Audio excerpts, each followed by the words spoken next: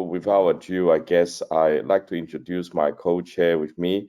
Asim is senior consultant in general surgery and upper GI surgery in National University in Singapore. He's our current secretary in IFSO APC, my dear friends. And we're going to look at how different countries deal with COVID differently. As you heard from Kasu's report, all the countries has been hit by COVID, and we are very grateful to draw on experience from speakers from all for different chapters to actually, well, there's a sense of optimism that next year is going to be a year that we can restart. So hopefully we can avoid some of the mistake and we can all look past this from us and looking forward for a bright futures. Asim, may I ask you to kick off for the for introductions? Thank you very much, Ken. Our first speaker today is Dr. Mufazzal Lakdawala. He's no stranger to the Asian community of metabolic and bariatric surgeons. Mufi is basically the founding of Digestive Health Institute. He's currently the director of Department of Minimally Access Science, City HN Reliance Foundation Hospital in Mumbai. He's an emeritus professor for Nair Hospital, and he's going to speak today, and he's going to represent Asia, report from APC about bariatric surgery during COVID times. So Mufi, over to you. Thank you, Asim, and I don't know whether you can see my screen. Yes, we are able to. Okay, perfect. So today I'm going to share some of my experiences during the COVID time and during the battle that we had with COVID. So, okay, there it goes. Okay, so basically I was always told that somewhere we had to find our passion, and basically I always go with this saying that says that tell me what is it that you're doing with your one wild and precious life, and that is what I live with. So I was sitting at home doing nothing during this pandemic, and I thought might as well put my hand up and try and be counted, and that's how I got involved with COVID. We all do know that it's taken the WHO, the CDC, and various other people a lot of time to go away from the fears of fomite transmission to really recognizing aerosol and droplet transmission in COVID. And that's why it's taken us such a long time from cleaning, disinfecting various surfaces to actually realizing that the mask was the only one that actually prevented and saved us, and now vaccination. Well, we had a lot of myths in the beginning where people said that maybe sunlight in Asia would try and help us, and all the hot countries would probably not get COVID. And very soon we realized that that was all just complete hogwash, and this virus has fooled most of us. A virus that could be killed with mere soap water very soon kind of beat us. People had taken large and large tons and tons of gargling, steam, just like this picture from India. As you know, we are a great country, and we tried everything from cow urine to cow dung to try and get rid of this virus. During the second wave, we realized the futility of all these exercises. This is a classic picture of some of the migrants in India that you would have read about, getting off and people getting disinfecting them because they thought that their surfaces were fomite transmission, and they were sprayed with various disinfectants, which was actually more harmful to them than real life. Well, we all know the various types of COVID personalities that completely beats us, and what we do need to realize is that anybody who denies science and believes in magic, whether it be the most powerful people in the world, from the erstwhile American president to any other politician who did not believe, his scientists and his medical people soon realized the futility of it. We also did realize that social distancing was not the only thing. Well, if you stood around without face coverings, you had various other problems as well. So I'd say that opportunity never always comes gift wrapped, and this was my opportunity to step out from the bariatric space and be counted. And that was me as a COVID warrior during the 9 months to a year that I fought this battle. I do admit that I was a surgeon, bariatric surgeon, who had little knowledge about this coronavirus. And very soon I realized the only thing that actually got the Teacher of the Year award was the COVID-19, because it kept teaching us more and more things about our life, which we failed to realize. The more I read, the more I realized that I was more knowledgeable than most of the infectious disease experts in the world, because every time the CDC, WHO guidelines kept changing, and it was only those people who were involved in treating these patients who managed to learn quite a lot. That was my team. I started with a young team of around 25 trainee nurses, because almost everybody was occupied. There were a few doctors ready to come out, and some of the senior doctors who helped join this battle along with me. Well, the most important thing was I had to realize that I could not put unrealistic expectations ahead, because I had a almost, you can call it a Lagan team, which uh, not everyone was trained.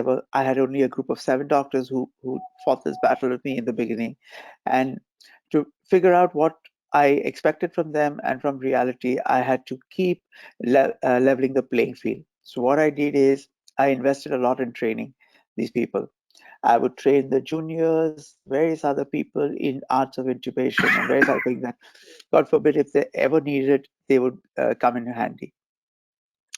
We did go through our own phases of hardships. We had 2 cyclones, and remember that I set this facility up in a greenfield area, in an outside playing area. So these tents were set up. The cyclone almost destroyed the entire facility that we had built up in overnight, and luckily we had no patients at that point of time with us. So I had to shift patients. Another thing is that this was my residence for around 9 months of my battle, because I could not go home. As you can see that my son Kian was actually imitating me at home by wearing my clothes. So I could barely ever go home during the 8 or 9 months. So we put in a lot of efforts, because in March 2020, we did not know whether we would infect the family or not. And that was my bet. Well, this is the kind of facilities I set up. It was set up in a jumbo facility. Remember, I spoke to the powers that be in the government and told them that very soon we'd run out of hospital space, and we needed to think out of the box and set up these areas. That's what kind of saved my city, Mumbai, to begin with. We set up these surveillance cameras via Zoom link, so because we had lesser number of staff and more number of people we had to treat.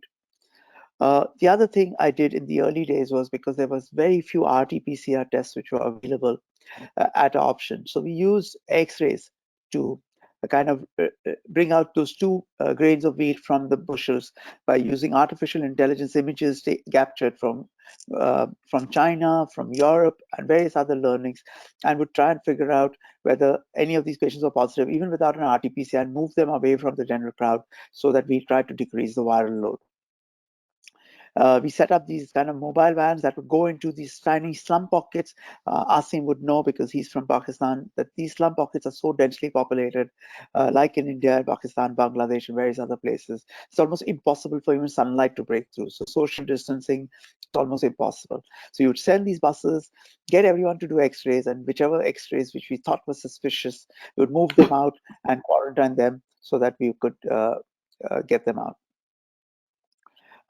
These were the X-rays that we had in the bus. Another thing, because I had very less people, I had to protect the number of medical workers and nurses who I had working with me. So rather than putting them all with these kind of suits, I created a separate air-conditioned outlet where patients would come, measure their conditions, and we would counsel them over a phone and write down the entire parameters. All the parameters were uh, kind of put in. These were the kind of cubicles we set up. These were the RT-PCR tests. So a doctor would sit in the comforts of a separate airspace with just a simple mask, rather than wearing a PPE suit and going in. We also use these wearable devices that would grab images and PC oxygen saturations and all from the bread onto our iPads and our mobile devices, and we could monitor around 600 patients with just a staff of around 30 or 40 nurses and a few doctors. These were the parameters that we would get a lifetime reading of the patient who was sick, and we would then go and pick up the ones that needed more attention, and we would put our staff there.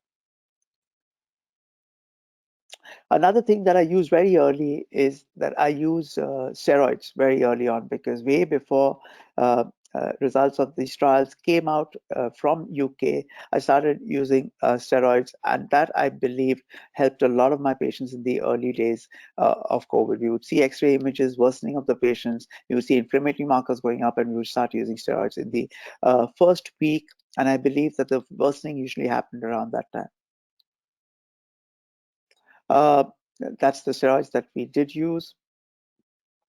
The other thing, I set up these massive oxygen tanks, and initially people thought I was completely crazy when I asked for these trillions of liters of oxygen, liquid oxygen, to be put up in these jumbo facilities.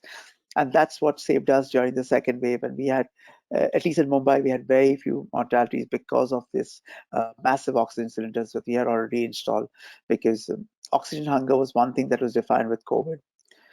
At the centers where I was associated with, we also set up separate facilities for cancer patients, for pregnant ladies, and various other things. Because this was a sports stadium and an outdoor facility, it was not like a proper hospital, I set up these ICUs in these portable containers, and they were all equipped with HVAC, so that the doctors and the staff who were treating these patients were not exposed to high viral loads. Again, we monitored these patients remotely. Remember, I did not have the skill sets of expert intensivists monitoring these patients. So I set up this kind of a command center where intensivists would monitor these patients with live feeds coming from their beds, and we would be able to save many more lives. These were the images that we would grab from all the beds, and these were the live tracings of their vitals that came into us to help treat these patients. This all stuff that I did led to setting up guidelines for jumbo facilities, which I recommended to the government of Maharashtra, and they accepted these as facility guidelines. And most jumbo facilities that kind of saved thousands and thousands of lives in Mumbai were set up along these guidelines. This was the political patronage that I got, and for the first time I was in very, very close contact with the powers that be in Maharashtra. Well, we do know that despite everything that we did, this virus kind of fooled us. From various variants that it picked up, the alpha, the beta, the gamma, and unfortunately the delta, which right now going through the world. And the delta variant was first reported in India and has now gone to more than 120 countries. Well, unfortunately, I just recently read yesterday that South Africa has picked up another variant. And remember that not any one of us is safe despite vaccination until all of us are safe. So we need to start vaccinating our population. We need to start vaccinating even those countries that can't afford this vaccine. The Delta variant spread very rapidly, and it is something that is affected despite whatever vaccine you've taken, it is still affecting people. So if you're not vaccinating, the chances of you having a much worse outcome is much, much higher. The problem with the second wave in India when we got hit was the acute rise that this happened. If you see the number of days it took to suddenly, and that kind of overwhelmed the healthcare expenditure, as it did with the best healthcare expenditures in Europe, in US, and various other things. And India was really struggling because of the steep rise in the number of cases in a very, very short duration of time. If you see this second wave, you see the steep rise that happened in a very, very short period of time. Well, hospitals ran out of ICU beds, oxygen became a problem. And if you see that the number of deaths soon started going up around April 2021, when India was in the midst of the peak of the second wave. This was May 7th when we get the highest number of infections reported in India, and around May 18 when the number of deaths per day peaked to around 4,500 per day. These are images that we'll never ever be proud of in India, and unfortunately this has become a reality that we lived with at those times. Now, how did we prepare? We soon realized that because a lot of the adults had started getting vaccinated, we would have to prepare for the third wave if it came. And we believed from expert opinions that because the kids would not be vaccinated, as we are seeing in the US and UK, that the kids would be more affected by the third wave. So we started preparing the pediatric facilities and various other things for the third wave. Luckily, so far, it's not hit us in India, but we are ready if at all this were to come. We are quite ready this time around. Well, we prepared everything in the third wave to shield our children from much worse outcomes. We do know that children are less affected by this virus, but we are ready all the same. Now, how effective are COVID-19 vaccines? Vaccines have proven to be the most effective therapy so far. No drug we found so far. There are newer drugs from Pfizer and various other things that predict outcomes. But the vaccines have, whatever the efficiency, do know that if you've taken a double dose, the chances of you dying from this dreaded virus is very, very less. It's very safe to be taken in pregnancy, as US studies have proven. It's again meant for adolescent population as well, and is being recommended across the world now for that as well. Well, one thing that we are proud of is we probably vaccinated the largest number of humans in the world. We've got more than 1 billion people vaccinated. Today, as we stand, India's got more than 56% of its population that has got more than one dose, and fully vaccinated at 30.3%. And that's probably landed up giving us some form of herd immunity, with vaccine-induced herd immunity, along with the actual natural infection induced herd immunity. And I think that's probably the reason why we are not getting huge numbers in India, and we hopefully won't see these huge numbers. Another thing we are proud of is that India has always been a partner in Vaccine Maitri, where the government on a humanitarian basis has shared vaccines with some of the underprivileged nations of the world. We've done this, and we are continuing to do this with the biotech vaccine, as well as the Covishield vaccine that we are exporting to all these various countries. Just because this is a bariatric meeting, I would like to say that obesity and COVID-19 have got direct links. The odds of individuals with obesity being COVID-19 positive are 46% higher than those with non-obese. The higher the BMI, the risk of hospitalization, risk of intensive care, and the risk of invasive mechanical ventilation goes up, including the risk of death. Why? Well, we all do know the inflammatory markers go up in obesity as well as in COVID-19. You look at your ACE2 inflammation, all these various factors that cause the cytokine storm that we do believe is one of the main causes of mortality, respiratory failure, shock, multi-organ failure, and increased mortality. All these renin-angiotensin system functions and various other things are all part and parcel of obesity anyways. So COVID-19 has just worsened it. If you look at this publication, what it shows that across all BMIs, those in the severe obesity had one thing in common. They all had higher hospitalization, higher ICU admissions, higher invasive mechanical ventilation, and higher death rates as compared to those with low BMIs. Across age groups as well, higher the BMI, the much worse you did with COVID-19. And what about those people who had bariatric surgery? Well, this is one thing that it has told us, that if you've had bariatric surgery in the past, then you did much better than those with who had not had bariatric surgery in the obese patients. Again, this study is very clearly showing that those with bariatric surgery had far better outcomes than those, statistically significant outcomes than those with obese people who had not had bariatric surgery. This is Armenian's paper, again showing hospital admissions, ICU admissions, mechanical ventilation, dialysis, and death, all lesser in those who had bariatric surgery. What the ASMBS came out with and said is that it's supposed to be considered an essential surgery rather than an elective procedure, only because these outcomes. We do believe that obesity once again has shown us why it's so important to get rid of it. This is all I had to say. Please go out, get vaccinated, and I hope all of us meet soon when we are vaccinated and we are protected from this dreaded virus. Thank you so much. Thank you, Mufi. I always know that you do us proud. I really underestimate the extent that you have gone through, and congratulations. And hopefully we are well prepared, but we don't really want to be preparing for it, isn't it? If we can avoid it. So let's carry on, and I think we'll have a good discussion at the end.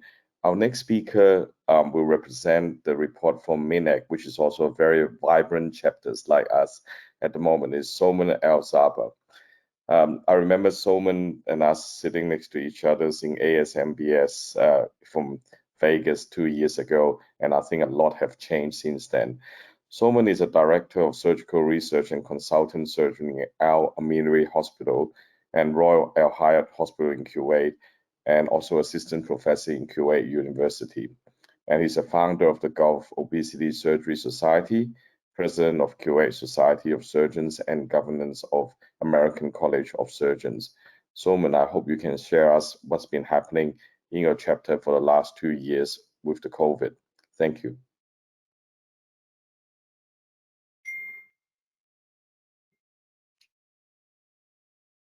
Good day, everyone. This is Salman Sabah from Kuwait. I would like to thank IFSO Asian Pacific Chapter for the invitation. Today, I'll be reporting on the MENA region and the impact of COVID-19 pandemic in our region.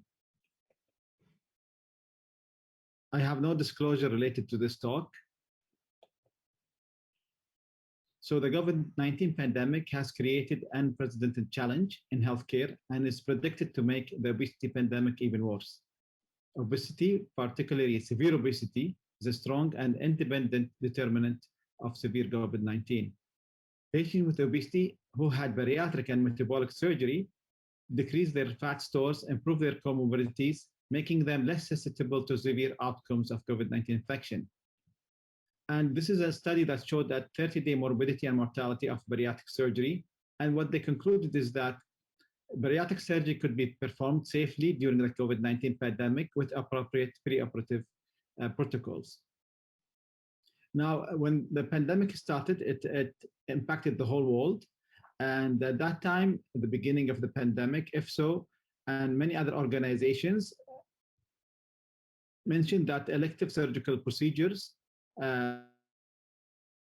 should be postponed during the pandemic, and that to save resources for more critical patients and the ICU. Then, when we looked at the impact of COVID-19 pandemic, there was a worldwide survey among bariatric surgeons, found that 84% of surgeons has postponed their bariatric procedures. And also the United Kingdom, the study found that 97% of bariatric surgeons either stopped their outpatient clinics for both new and follow-up patients, and 60% of bariatric surgeons stopped placing new patients on their waiting list. Similarly, in Argentina, a survey found that 99% of bariatric surgeons stopped all their elective bariatric surgeries. And this is, in our region, the MENA region is not different. Many of our centers and hospitals stopped bariatric procedures. So the IFSO MENA chapter, Middle East and North Africa chapter, is a newly formed chapter. And during the pandemic, there's a lot of collaboration between these countries in the chapter. And we shared between our colleagues our strategies in managing and facing the pandemic. Now, I come from Kuwait, and in March 2020, all elective surgery was suspended at the public or the government hospitals. And a month later, the same case happened in the private sector. However, the bariatric metabolic surgeries were resumed in the public and in the private sector in September. And at that time, the private sector did majority of procedures, given that the government sector was responsible for the government patients, and the private sector, we don't admit any government patients in the private sector. That's why the private did the majority of those procedures. Even though we have strict guidelines with a BMI less than 50, age more than 18, ASA less than 3, all these measures was made to reduce ICU admissions and making sure that we utilize our resources as much as possible to the COVID-19 patients. There was also a COVID-19 informed consent that mentions the risks of encountering COVID-19 while doing the bariatric procedure and the risk of morbidity and mortality that comes with it. And majority of our countries in the region, in the IFSO MENA, have similar consents and similar precautions. It's important that during the pandemic that we also focused, there's multiple publications from our region focusing as that obesity is a disease, and it has a major implication with COVID-19 in terms of the COVID-19 with obesity will increase the risk of morbidity and mortality. And that helped us with the stakeholder to resume back bariatric procedures. Now, in Kuwait, with a population of almost close to 4.3 million, we only treated 1% of those patients that need surgery. And interestingly, we found that in the past 5 years, the pharmaceutical treatments increased in Kuwait 5 times. And that also continued to increase during the pandemic. However, bariatric procedures, we do around 5,500 a year in the past 5 years. And it was dropped by 50% during the pandemic in 2020. So again, there's multiple publications showing that from the region that bariatric procedures are safe if done with strict protocols, and it shows that it saves patients from morbidity and mortality as well from COVID-19. Now the question remains: should bariatric surgery could be considered as an elective or an essential procedure? That's a really important question that we need to work on. Now, this study showed that prior bariatric surgery in COVID-19 positive patients may be protective. So again, to answer this question, I mean, we have studies that show that doing bariatric procedures is safe and also could be protective against COVID-19 complications. The ASMBS also mentioned that metabolic surgery could be life-saving procedure, and given its substantial benefit, it should be considered an essential surgery rather than an elective procedure. Also, the WHO mentioned that COVID-19 may never go away. That means we have to live with this pandemic, and we need to strategize our and prioritize our procedures in order to face these measures. So we know that obesity has higher risk on patients with COVID-19, and we know from the WHO that the virus might stay for longer time. So should we consider the bariatric procedure as elective or essential? I think with all these data, I think we have to think about it as an essential procedure. Now, even the British Prime Minister, he believed that weight was one of the reasons why seriously ill patients with COVID-19. And basically, they launched a lot of anti-obesity campaigns, programs, and that prompted the British groups in the UK to recommend government implementation of strategy against obesity. And that's because we know from all the data that obesity and COVID-19 increase morbidity of those patients and mortality as well. Now, in order to solve this question, which is whether bariatric surgery is elective or essential, we need to focus on how to change that. And to change that, we have to think about how we can collaborate with different bodies, whether it's the government, the public sector, the private sector. We have to work all together in order to change this into an essential procedure. But of course, there will be barriers, and there is enemies of adaptability, such as hierarchy, fear, decision bias, habits, and all this, we all face them during the pandemic. And we know that each of those are an important barrier that we have to think of and strategize our plan in order to change bariatric surgery to an essential procedure. Now, also in terms of adaptability, with my colleagues, we had the pleasure to publish this book, and I would like to share it with you on sleeve gastrectomy. Now, during the pandemic, there's lesson learned, and it's important that we capitalize on these lessons and move obesity as a disease and prioritize bariatric surgery as an essential procedures. And that required we have to have meta leadership where we can work all together, and we have to also understand how the situation that we are in right now with the pandemic.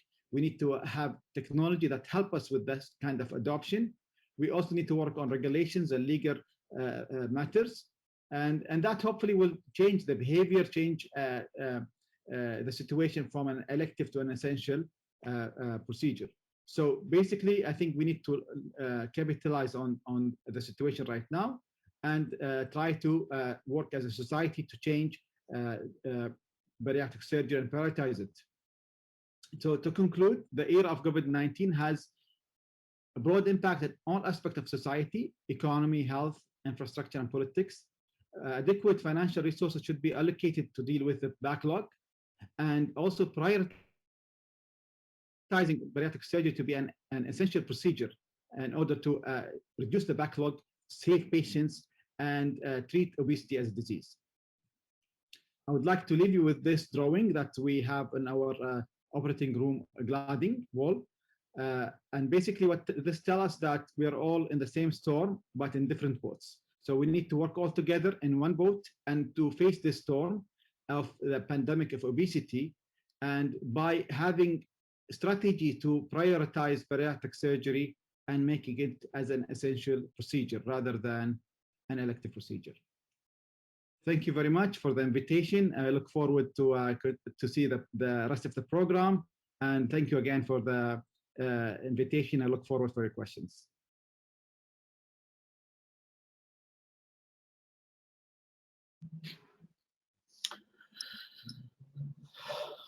Well, thank you very much for that great talk, Dr. Salman. Our next report will be from the European chapter, and it's my privilege to invite Dr. Louis Angassani to speak to us. He is a professor and researcher at the Department of Public Health at the University of Naples. He is also the associate editor of Obesity Surgery. He was our president for IFSO Global. So let's hear from Dr. Louis Angassani.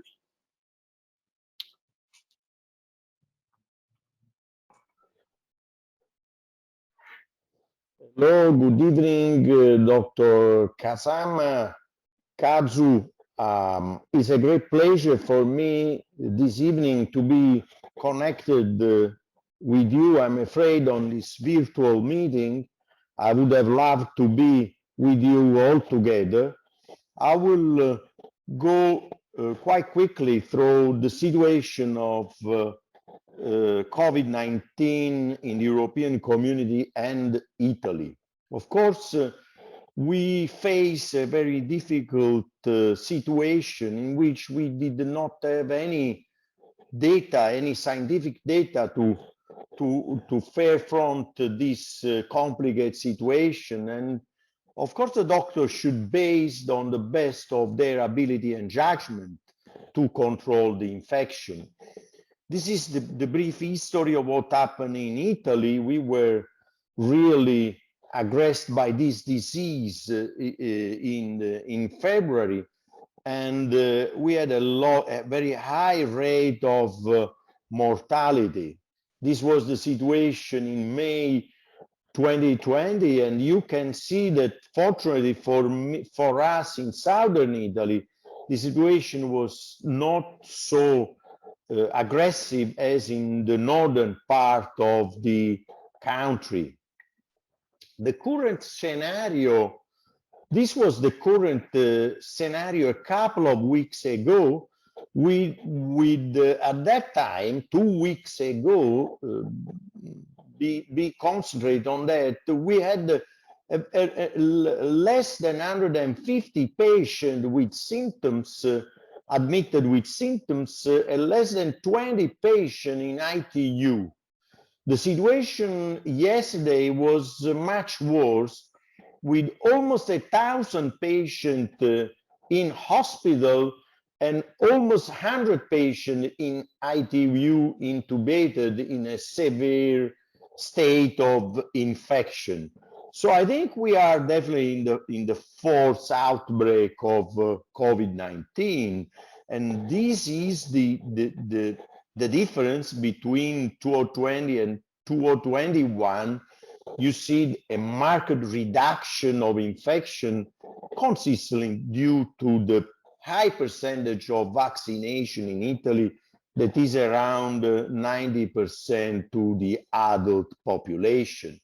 So this is the effect, the consistent effect of the vaccination. We restart quite gradually bariatric surgery, and this is the scheme to reduce the risk for the infected patient. Of course, we should avoid bariatric surgery in this situation of infection. There have been a number of protocols on how to restart, and a number of papers that have been published on this point. It is quite obvious that there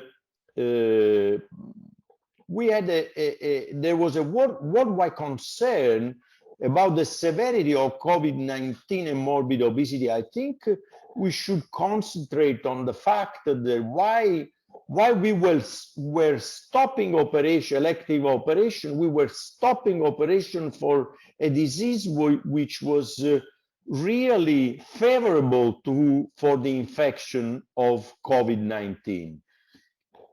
And this is quite clear that patients with successful weight loss have been able to overcome COVID-19 disease. So we restart quite gradually and straightforward case where those who were preferred.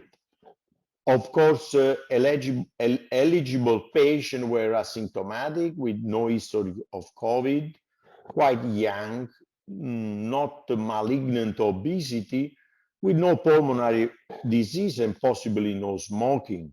Of course, all the preparation were taking place outpatient. So this day we may say that the situation is different. Each patient with indication for bariatric surgery should be considered with or without history of COVID-19. Of course, standard X-ray, in case of pulmonary disease, CT scan, and nasopharyngeal swab PCR test before 24, 48 hours before surgery. But are we really sure that this is enough? Shall we think about considering for surgery only vaccinated patients? I think this is a query that I pose to the audience of this important meeting this evening. So this is my experience. I operate quite a large number of patients, almost 250 patients, with something with hiatal hernia and a proportion without hiatal hernia of different operation, no main complication, and basically no case of COVID-19 in the first months of a surgery. Of course, some delay for people who are scheduled got the infection, but no major problem with COVID. So there was another paper, obviously, most of us were part of the Geneva study, saying that there was no risk of COVID-19 in the bariatric population of patients undergoing bariatric surgery.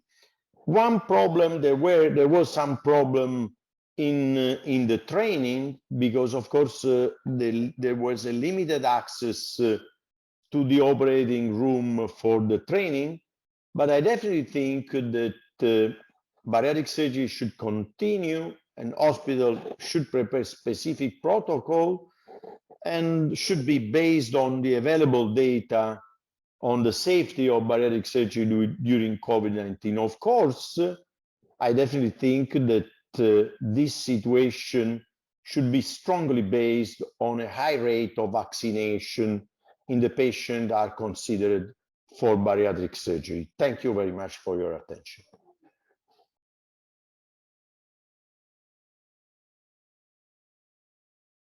Thank you very much, Luigi, for sharing the experience. I think when we spoke to Manuela the year before when it's happened, we are watching with horror from overseas, and I'm glad we coming in waves, but we're riding the waves and we are getting better.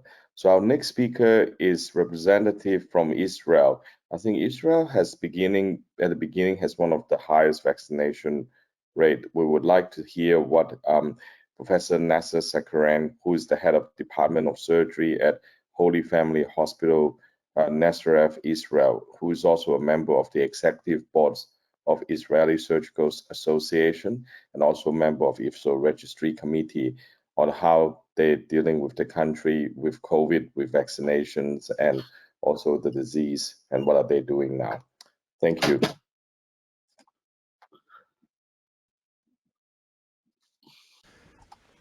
Hello, I am Nasser Sakran from Israel. Thank you for the invitation. I would try today to talk about the strategy in bariatric surgery in Israel during the COVID-19 pandemic. About the first questions about the bariatric surgery stopped in our region.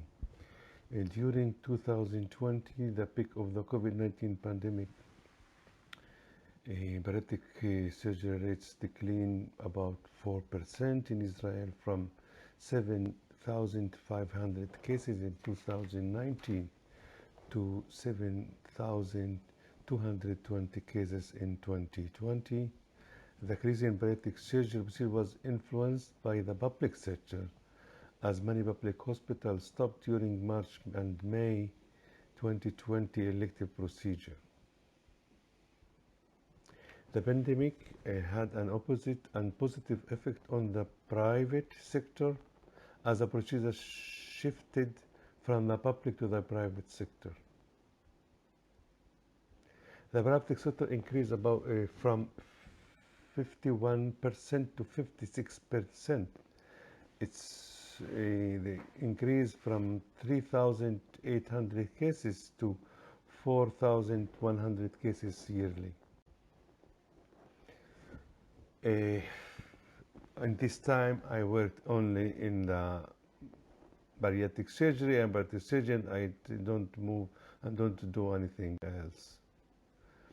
About the care of complications here in Israel, no changes in complication management. If we are allowed to do a limited number of cases, what patient would we choose to operate on? Of course, in this time we had limited in only in a public section, but we operated mainly patients that suffered from diabetes and super obese patient. If we have protocol, the timing of elective surgery after recovery from COVID-19 utilized both symptoms and severity-based categories. Of course, acute respiratory infection in month preceding surgery was an independent risk factor for postoperative pulmonary complications. Airway hyperactivity following an upper respiratory infection may last 2 to 6 weeks and can contribute to surgical complication, but no protocol for just suggested wait time from the data of COVID-19 was in Israel. About if we notice an increase or drop off in caseload after surgery starting, of course, it's our cases now is increased dramatically. Throughout 2020, many patients refrained from getting treated, mostly due to COVID-19 panic, while concomitantly the rates of morbid obesity increased. This led to renewed demand from patients to undergo bariatric surgery during 2021, both in public and in private. We expected to grow by 10% versus 2020. It will be about 8,000 cases a year.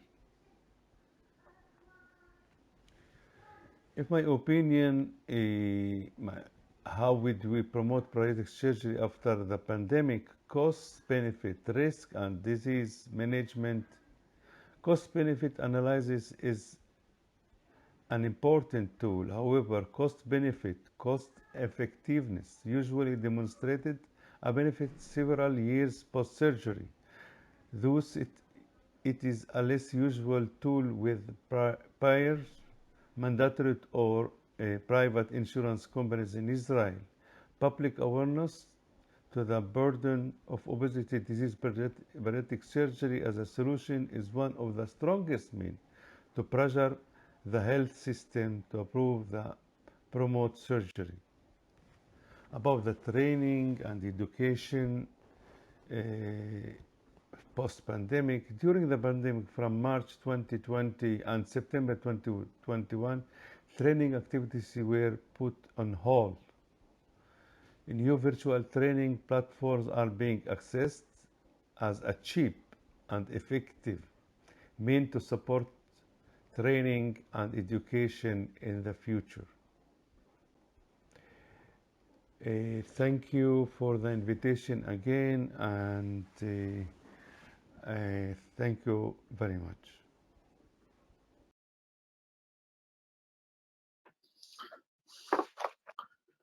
Thank you very much, Dr. Nasir, for that great talk. Now we are up to our colleagues from Latin America, and again, my privilege to introduce Dr. Almino Ramos, who is the immediate past president of IFSO. He is also professor at the UNICAMP State University of Campinas and ABC Medical University. He's going to give us a report from Latin America. So, Dr. Almino Ramos, the stage is yours.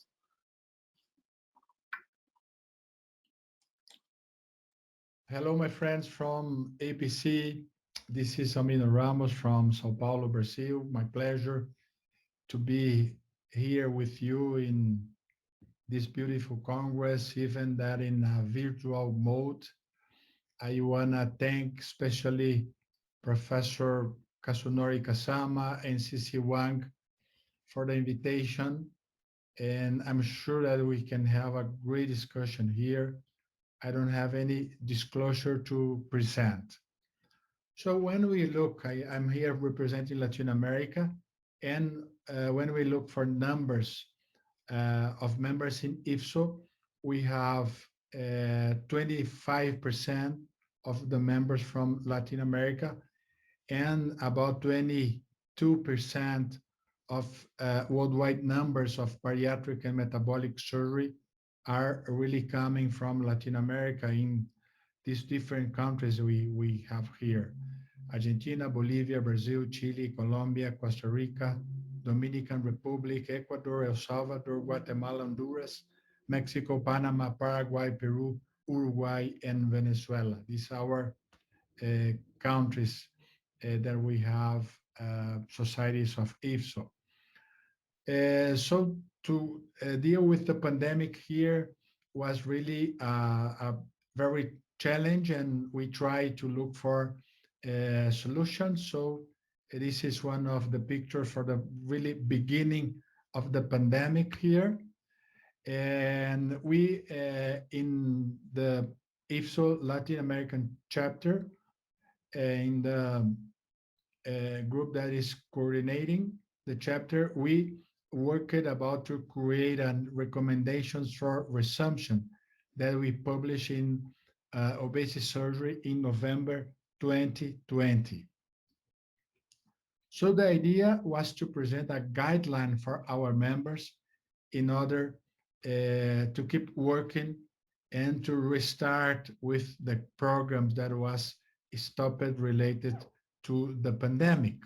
Our goal is to have bariatric and metabolic surgery in the same level of oncologic surgery in the different countries. So we look for some general orientation.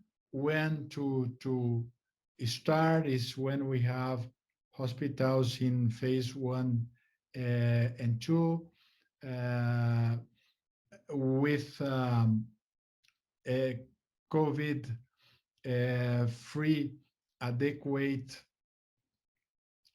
strategy and enough space in the hospitals for these patients to work and to establish different areas in the hospital, non-COVID, COVID positive, and patients under investigation, to have a very safe space in our clinics and hospital for the patients, with our teams very well trained and with the patients very well investigated to be very sure that they really are not in acute phase of COVID, because this is really the problem. To use orientation from World Health Organization to limit circulation of people and staff in our hospitals and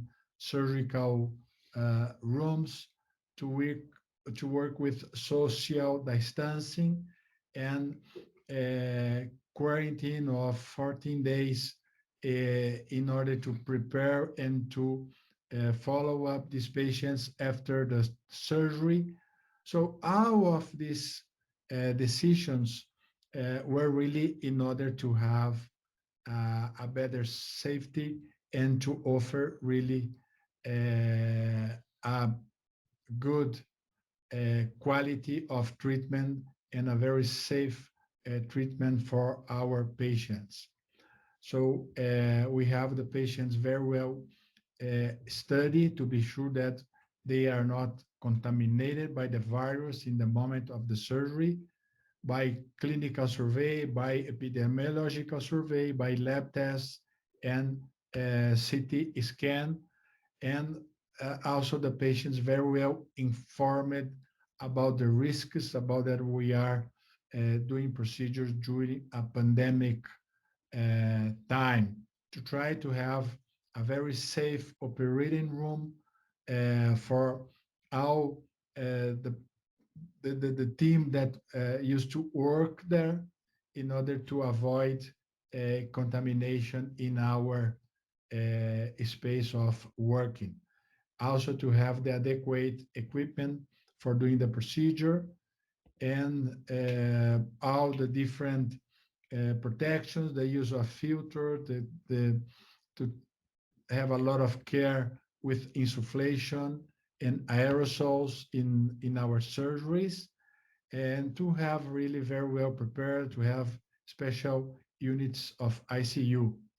And we are very happy because in Brazil we have a great result of this, because in the end, our Ministry of Health in Brazil recognized bariatric surgery in the same level of uh, transplantation, of oncologic treatment as an essential elective procedure. So this, for us, in the end, this was done about 3 or 4 months ago, was very good.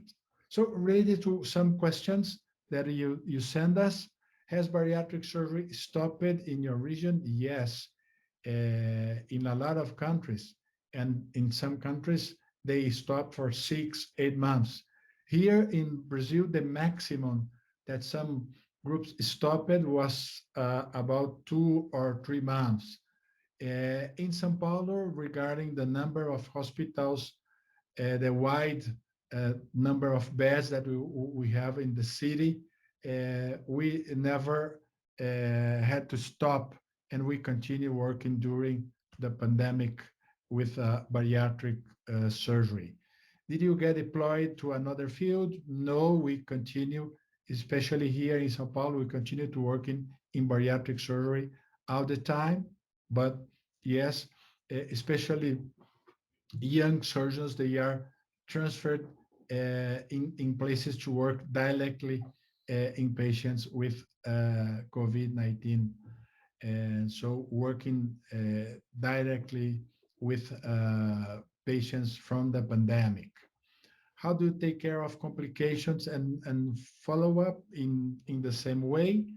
But in the majority of the country and different countries in Latin America, the number of procedures decreased a lot. If you were allowed to do a limited number of cases, what patients would you choose?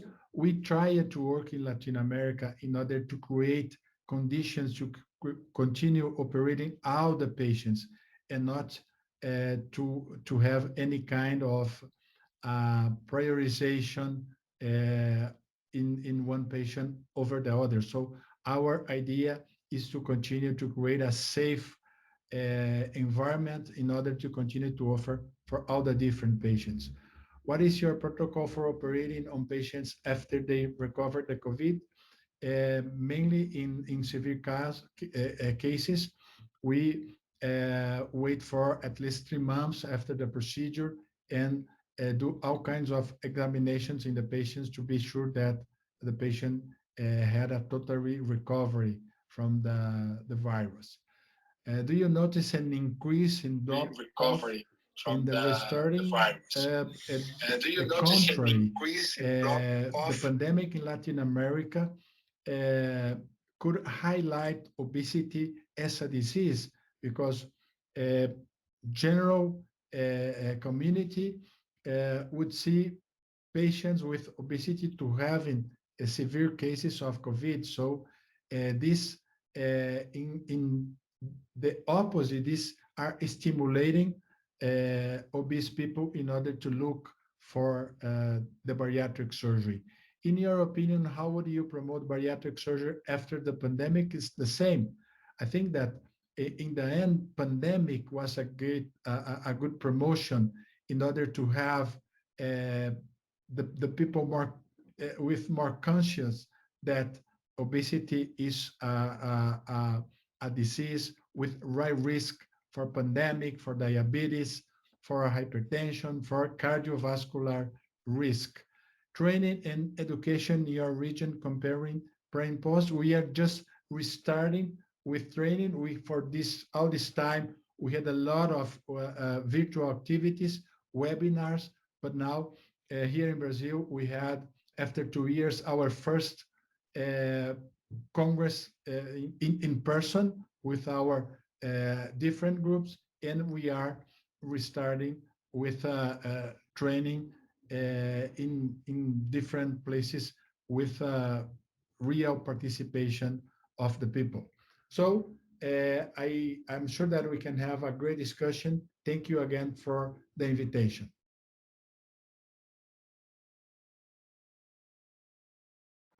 Yes, and we shall. But last but not least, we have our North American colleague, my dear friend, Rami Lutfi. He's a foregut bariatric surgeon in Chicago and also clinical associate professor in University of Illinois in Chicago as well. He's also the founding member of Advanced Surgery and chairman in Mercy Hospital, and he's also the fourth president of Illinois chapter in ASMBS and founding chair for the private practice committee and the president of ASMBS Foundation. So I look forward for him to share what's happening in America, which a lot of us probably would have known, but it would be nice to hear on the ground. Can we have Rami's talk, and then we'll have some discussion afterwards. Hello, and thank you, IFSO. Thank you, IFSO Asia Pacific, and thank you, Ken and Asim, for the kind invite. It's a pleasure to be here with you and with this great group with Mufi, Salman, Luigi, Nasser, and Almino. I understand that I'm speaking last, I think, of the entire meeting. So probably everyone is asleep by now. My name is Rami Lutfi. I'm from Chicago. It's very humbling to talk about COVID. I was invited to talk about the North American chapter experience, and hopefully soon, working all together, we will look back at COVID and have it be just a memory. In the US, as many know, we have a very heterogeneous country with people with different opinions, different political views, and that led to different practices across the country. And because of that, the rate of infection and the rate of ICU admission and hospital admission varied widely among different states, and it continues to vary as people have different opinion about the vaccination as well. So for that reason, we used to have states like New York, which was very hot back then, and now lately we had Texas, which up to recently had shut down for elective surgeries. So no one rule in the US, across the US, but for Chicago, where I am, we shut down for about 3 months. No elective surgery, zero elective surgery, and only emergency rooms open, just like many, if not all of you. Surgeons did not go to ICU. We didn't get deployed to ICU. I own a multi-specialty group. We're all fellowship trained, but we all became general surgeons operating on sick COVID patients, where all 100% of the hospital admission, well, nearly 100% of hospital admissions were COVID. All consultation became virtual, and in the US, it's not socialized medicine, so we get paid per consultation. And in that system, the government started paying for virtual consultation and phone consultation, which is something that used not to be the case. All complications were bumped up with the line to wait in surgery, and scoring systems were developed all across. But the one that took the most traction was developed here in Chicago by University of Chicago and adopted by the American College of Surgeons, where it just basically was a cumulative scoring system taking into account patient factor, disease factor, and surgery factor, assigning more points towards sicker patient and more complex surgeries and diseases, and having surgery be more accessible to lower scoring system, and not allowing more complex cases to go in surgery in order to save beds for sick COVID patients. So this scoring system went all the way from 21 to 105, and the higher you scored, the less likelihood to be allowed to do surgery. These are the tables with zoomed in. As you see here, the longer the surgery, the more estimated blood loss, and so forth, the higher the scoring system and the less likelihood to be allowed to operate. And this, of course, applied to more complex diseases and dangerous diseases, and of course, higher risk patients such as older patients, higher ASA, and so forth. The idea of this to spare ICU admission and readmission to those who are getting admitted increasingly back in the difficult days of COVID. As for the bariatric surgery, we had different ways of thinking. I say the Francesco Rubino in England, as opposed to the US way that followed more what Ali Aminian published in Cleveland Clinic. These are the two ways to apply patient selection for bariatric surgery. In COVID, once we start opening up, and I would say the Americans and the British were one more time very opposite. And we adopted more the Cleveland Clinic, not because we're American, but it kind of made sense to me. But just very quickly, Rubino felt with his team that bariatric surgery is not an elective surgery, but it's life-saving operation, which should not be delayed. We definitely agree with that, but with the very limited number of beds available in the US, we disagreed to prioritize people with a much higher BMI and much more complex diseases and uncontrolled diabetes and so forth, because these are the patients who may have complication and tie-up event, which at some point in the US were desperately needed. In the Cleveland Clinic scoring model, the tier 1 was a low risk, and these are usually the patients in the US that were allowed to go through. I was a chairman of surgery in an inner city hospital, and I had to argue with many surgeons who wanted to operate and really not allow very complex and long surgeries to tie our operating room. We published with Marius the paper about when to operate after COVID, and we adopted 4 weeks. Of course, 4 weeks is short period, and it's for people who are kind of low risk and who are asymptomatic, and for people who are more affected of COVID, people talk about 6 weeks and perhaps 8 weeks. But I think 4 weeks is shown to be very, very safe for people with lower acuity disease. Our volumes went up. People start understanding that obesity kills, and COVID is harsh for people who are severely obese. Revisional surgery is on the rise as people gained weight during the pandemic for obvious reasons. And I would say COVID allowed people to finally accept how dangerous is obesity. People were talking in the US, the regular people, that those in their family who are heavier were sicker and were more prone. So I would say the Darwin theme that survival for the fittest helped bariatric surgery, and we are continue to see more people coming forward wanting to lose weight to stay alive. We did also adjust our education, decrease the required number for graduation for the fellows, as many had a decreased number of surgeries with all the various shutdown, and allowed some of the fellows to count some of the numbers they had from residency in bariatric surgery if they had the exposure. So thank you for the invite. I am very, very much looking forward to seeing this great group of surgeons who spoke before me, and meet many at the Asia Pacific region that I haven't met. I'm from the U.S., from Chicago. Hopefully, we'll have you at some point here. This is where I live, in the city that I feel is one of the greatest cities in the world, and this is my personal cell phone. Thank you. Miss you. Thank you, Ken, especially. Really, truly miss you, and love to you all. Sexta-feira. Eu tinha que trabalhar. Eu falei para ela trocar minha folga de domingo para sexta.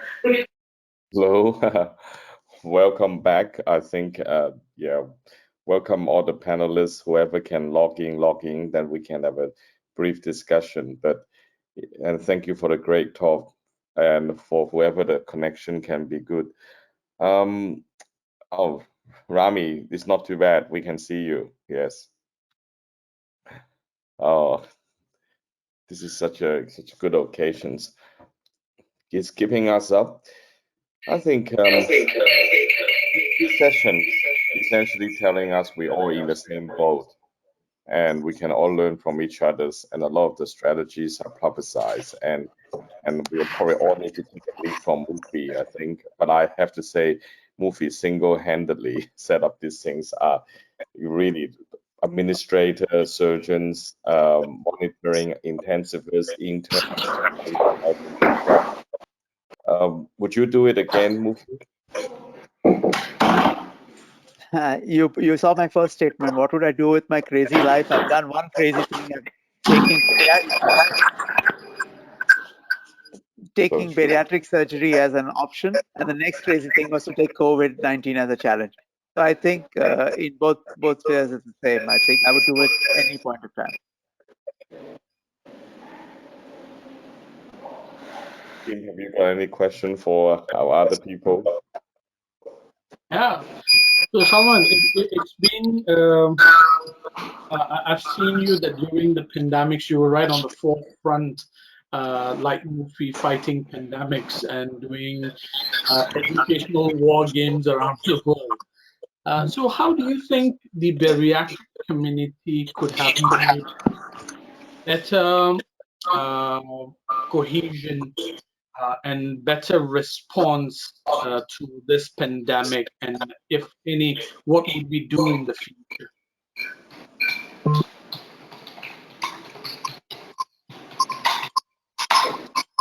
Oman, am I audible? Can someone hear us? I think someone, can you hear me? Okay, so my question is, you have done so many educational seminars on COVID, and you were on the forefront of announcing and doing all this pandemic work back in Kuwait. What do you think the bariatric community could have done better in terms of educating its people about the pandemic that would have basically kept all our patients safe, and we would have able to serve them better? Is there anything you would do different if this were to repeat history?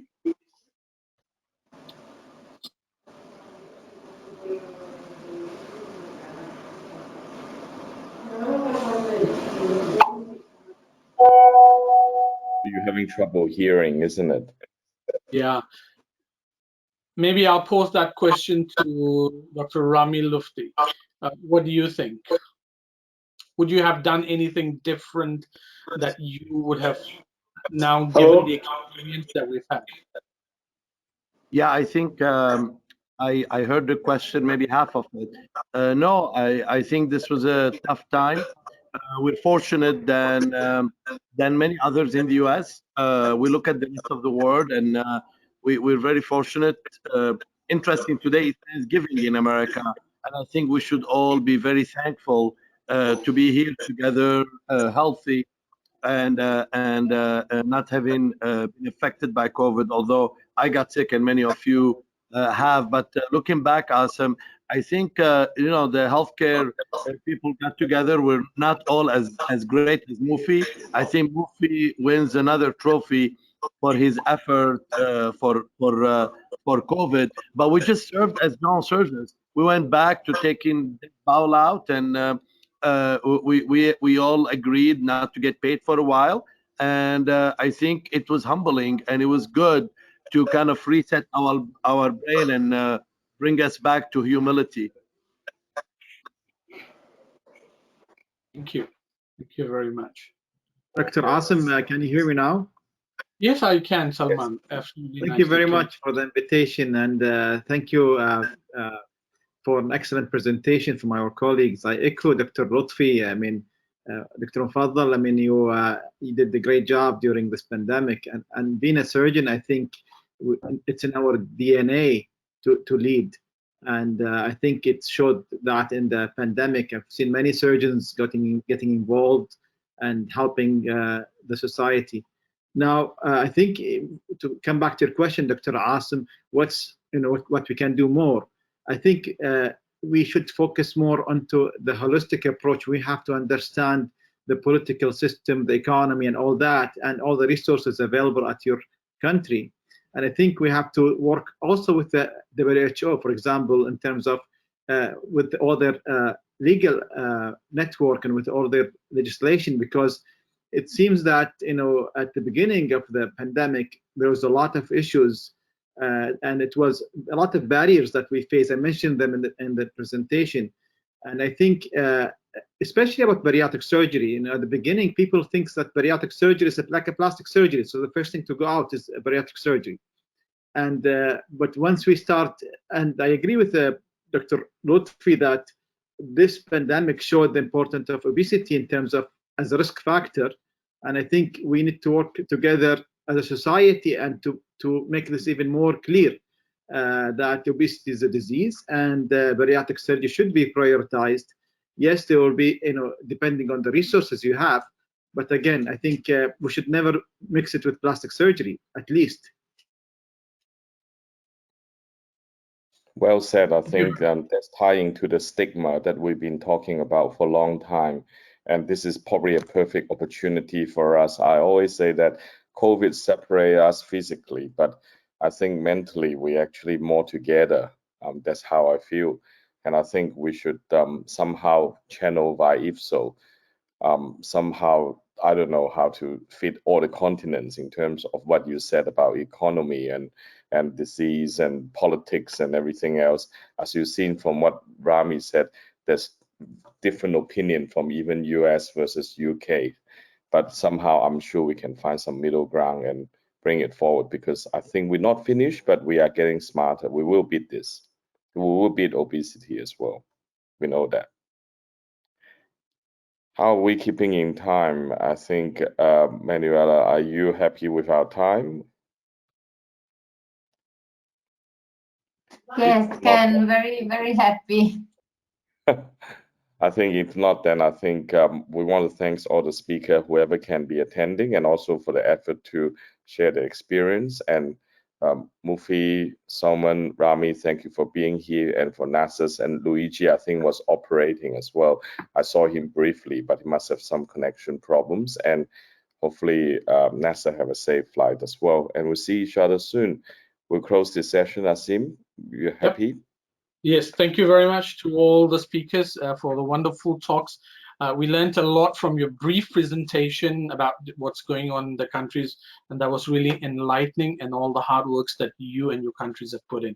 So congratulations. We finally are about nearly to win the war. Thank you very much. Thank you. Thank you. Stay safe, everybody. Bye-bye. President Katsu, all the agenda today, I would like to extend my thanks to President Kazu Kasama and my all friends online. It has been 2 years after the last IFSO APC 2019 Guangzhou meeting. We have gone through many difficulties incurred by the epidemic. Even though we are not able to meet face-to-face at present, I hope that the epidemic will come to the end as soon as possible.